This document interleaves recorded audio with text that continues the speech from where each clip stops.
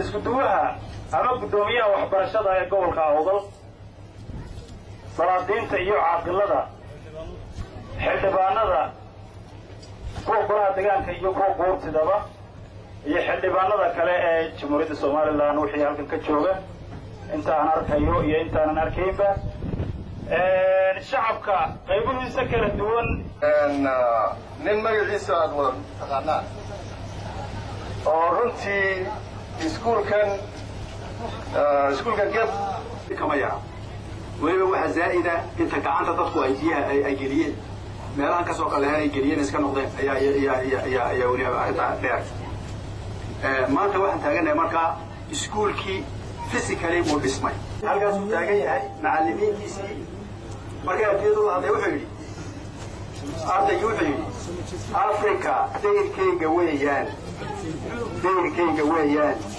geeskuna deriskayga weeyaan jabuuti duleedka weeyaan awda la degmadayda weeyaan gebina dugsigayga weeyaan soomaali dadkayga weeyaan dareenkiiyo jiilka weeyaan diintayda islaamka weeyaan soo heesta baa ileeyihiin waxaan ahay baan idiin sheegaya adikow ayaa meesha ku jirta iyadoo muusiga ku jira halkay ku jirtaay way soo bixi weeyaan dhowr dhegeysan doona aan idin akhriya markaas ayadoo midhaha doonkaan milada laguma qabsanay waxaan magan galay furqaan mawlow eebow allow manaxa aan kaa baqay munaafaq hanagu salli mawlow eebow allow damooti masiibe iyo miciyaha dhuljiifka miciyaha mooryaanta miciyaha sharka ee waxmuda mawlow eebow allow adaan magan ku nahay degaankan iyo dadkoo ililba aakhira marka la teganay jannada macsuun jannada macaanagu maxsuun waxaa nasiib wanaaga oo mahadna ilaahaya ka gaadha oo sharaf leh ilaahayna ajraha ka siiye dadka ku fikiray inay meeshan bartamaha iskuul ka sameeyaan biyana ka soo saaraan dadka iskuulka loo dhigayna u raadiyaan wixii ay ku noolaanayaan horta ilaahay ajarkooga ilaahay ha siiyo u duceeyo horta dadkaas oo aanu ducayno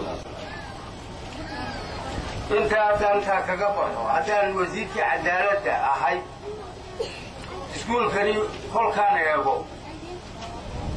cadaaladdu maxay tahay cadaaladdu waa baahiyaha aasaasiga ee qofka bini'aadmiga uu xaq u leeyahay inuu gaaro oo la gaadhsiiyo cadaalad ilmaha waxa weeyaan asaasi xuquuqda asaasiga ee ilmo wal oo Soomaali annagu haddaan nahay qoladii xukuumadda ee berigan dhaweyd la magacaabay dee waan iska cusubna oo kale horta waxaan imika ballan qaadayno odhanayna waxaasaan annaguna ka qabanayna oo maanta aan halkan ka ballan qaadayna ma jire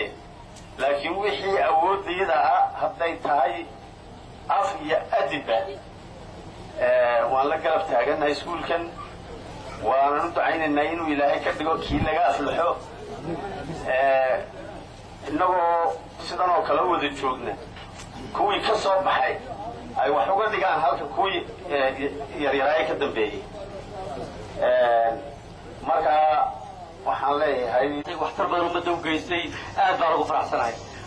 ninba meel buu ka galaa oo maanta annaga xilka naloo magacaabay waa culays weyn shalay toole anigoon xil hayn ayaan iskuulka u cararayay oo aan bayle aan 2 sano ka hor wax guraynay inaan maanta aan iskuulka imaado anigoo wasiir oo afraay marka farxad gaar ay tahay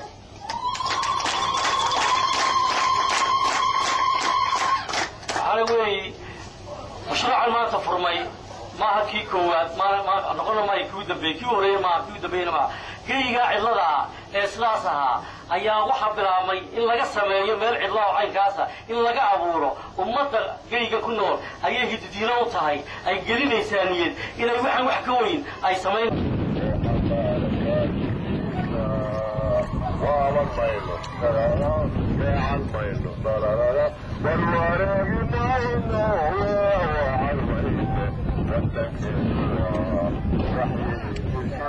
وراء